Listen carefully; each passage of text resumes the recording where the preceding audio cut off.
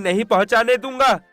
अगर ऐसा है वासुकी, तो फिर मुझसे युद्ध करो, अन्यथा मैं तुम्हारी भी वही दशा करूंगा जो अब तक मैंने दूसरे नागों की है। इसके बाद वासुकी और गरुण देव के बीच एक महायुद्ध प्रारंभ हो जाता है और दोनों ही एक दूसरे पर अपनी पूरी शक्तियों के साथ प्रहार करने लगते हैं। मगर गरुण देव का एक वार वासुकी पर भारी पड़ता है और उस वार से वासुकी बुरी तरह से घायल हो जाते हैं। गरुण देव वासुकी का वध करने के लिए आगे बढ़ ही रहे होते हैं कि तभी वासुकी अपनी पूरी श्रद्धा के साथ महादेव का स्मरण करते हैं। रक्षा कीजिए प्रभु, रक्षा कीजिए। वासुकी के स्मरण करते ही महादेव तुरंत उनकी रक्षा के लिए युद्ध भूमि में पहुंच जाते हैं। हे मृत्यु के देवता यमराज, मुझे बिना मृत्यु के यमलोक में प्रवेश करने की आज्ञा दे। रे बालक, यहाँ से फौरन रक्षा कीजिए प्रभु, रक्षा कीजिए महादेव। गरुण देव के हाथों से मेरे प्राणों की रक्षा कीजिए प्रभु। गरुण देव, आप बिना किसी प्रयोजन के धरती को नाग विहीन क्यों करना चाहते हैं? ये तो बिल्कुल भी उचित नहीं है। प्रणाम महादेव। महादेव, मैं तो केवल अपने प्रभु की आज्ञा का पालन कर रहा हूँ, इसलिए मेरी आपसे विनती है कि आप मेरे कर्तव्य में बाधा न बने और मुझे इस वासुकी का अंत करने से न रोके। गरुण देव की बात सुनकर महादेव उन्हें समझाने की कोशिश करते हैं, लेकिन गरुण देव महादेव की बातों को भी नजरअंदाज करते हुए वासुकी पर लगातार प्रहार किए जा रहे थे और अंततः अपने भक्त की रक्षा के लिए महादेव भी गरुण देव पर प्रहार कर देते हैं, जिसके कारण गरुण देव दूर जाकर गिरते हैं और वो अपने आराध्य देव भगवान विष्णु को याद करने लगते हैं। नारायण नारायण, प्रभु सहायता कीजिए, प्रभु अपने भक्त की सहायता कीजिए। अपने भक्त की पुकार सुनकर नारायण यानी कि भगवान विष्णु भी वहां प्रकट हो जाते हैं और महादेव से कहते हैं, महादेव, आप शायद ये भूल रहे हैं कि गरुण देव मेरे वाहन हैं, साथ ही वो मेरे सच्चे भक्त भी हैं, इसलिए मैं इनका अपमान कदापि बर्दाश्त नहीं करूंगा।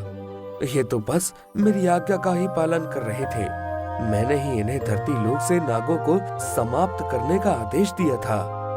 भगवान विष्णु की ये बात सुनकर महादेव को बहुत ही हैरानी होती है और वो विष्णु भगवान से पूछते हैं, किंतु प्रभु, आपने गरुण देव को नागों पर यह अत्याचार करने का आदेश क्यों दिया है?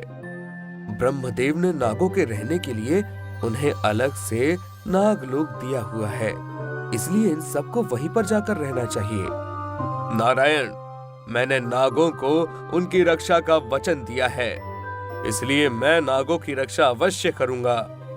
कृपया करके छोड़ दीजिए महादेव, अन्यथा कहीं ऐसा ना हो कि इन नागों की मूर्खता की वजह से आपका और मेरा युद्ध हो जाए। अगर मुझे अपने वचन की रक्षा के लिए आपसे युद्ध भी करना पड़े तो भी मैं पीछे नहीं हटने वाला हूँ। ऐसा कहकर महादेव नारायण पर प्रहार कर देते हैं। इसके बाद नारायण भी अपनी पूरी शक्ति के साथ महादेव से युद्ध करने लगते हैं। देखते ही देखते ये युद्ध महाविनाशकारी रूप ले लेता है। अभी भी समय है महादेव, नागों की रक्षा का हाथ छोड़ दीजिए, अन्यथा ये युद्ध संसार के विनाश का कारण बन सकता है। माफ कीजिएगा नारायण, लेकिन अब ये युद्ध वासुकी और गरुण देव के बीच तक सीमित नहीं रह गया है। अब इस युद्ध का परिणाम आपकी या मेरी पराजय से तय होगा। भगवान विष्णु और महादेव के बीच चलने वाले इस युद्ध की वजह से समस्त संसार में अशांति फैल जाती है। आसमान से भयंकर बिजली कड़कने लगती है, विशालकाय ज्वालामुखियों में विस्फोट होने लगता है। धरती पर मनुष्यों के साथ साथ देवलोक में देवी और देवता गण भी इस युद्ध को देखकर घबरा जाते हैं। नारायण नारायण, अब आप ही कुछ कीजिए प्रभु, अन्यथा अगर ये युद्ध ऐसे ही चलता रहा तो आज समस्त संसार का विनाश होना तय है। मुनिवर, आज तो मैं भी कुछ नहीं कर सकता हूँ। महादेव जब तक अपने वैराग्य से बाहर नहीं आ जाते हैं, तब तक उनके गुस्से को शांत करवा पाना असंभव है। तो वहीं युद्ध के दौरान महादेव के एक प्रहार से नारायण नीचे गिर जाते हैं और अब तो ये युद्ध और भी ज्यादा प्रचंड हो चुका था, जिसके जवाब में नारायण भी क्रोधवश अपनी पूरी शक्ति से अपने हाथों से महादेव का कंठ पकड़ लेते हैं, जिससे उनकी उंगलियां महादेव के कंठ पर छप जाती हैं। अंततः महादेव क्रोध में अपने त्रिशूल से नारायण पर वार कर देते हैं, लेकिन ऐसा करते ही महादेव का हृदय बेचैन हो उठता है। ये मैंने क्या कर दिया? मैं अपने ही आराध्य पर त्रिशूल कैसे चला सकता हूँ?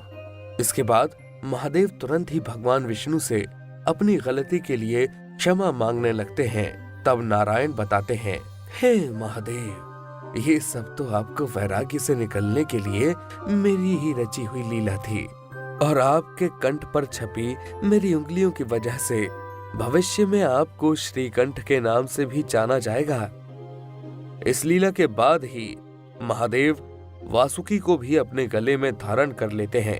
दोस्तों, भगवान शिव की ये कथा आपको कैसी लगी हमें कमेंट करके जरूर बताएं।